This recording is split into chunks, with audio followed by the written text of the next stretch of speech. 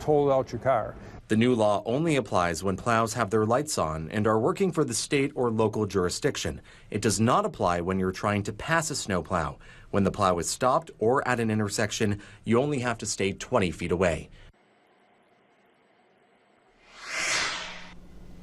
You know, see, that's how it works, Lauren. You do a story about snow and snowplows, and you say, let's give it to the weather guy. Let's just go right to the meteorologist. Yeah.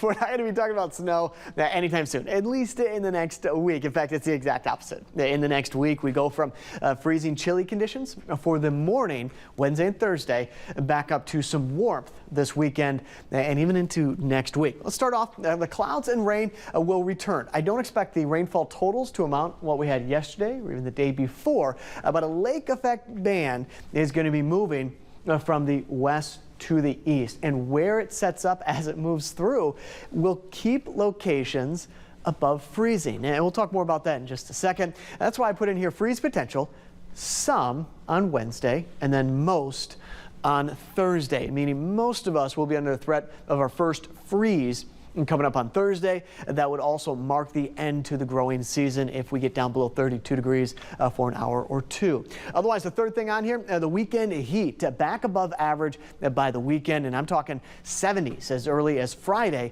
and especially Saturday and Sunday. And you saw that just a little bit ago. Again, want to first alert you to kind of a map that shows exactly the forecast where we're going later on tonight. Where we don't have any colors, where we don't have a warning or an advisory because of the cold air, that is where the lake effect rainfall and cloud cover, I keep trying to say snow, cloud cover will set up. So those locations stay above freezing. Everywhere else, back here to the west and off to the east, temperatures are expected to be down around freezing. So that's why I said freezing temperatures for some on Wednesday, and then freezing temperatures for most coming up on Thursday. So between the 2 days, I anticipate temperatures to be in and around 32 degrees. Lake effect rain, there it is. So that is the band that we're tracking. It is also the band that we first alerted to yesterday.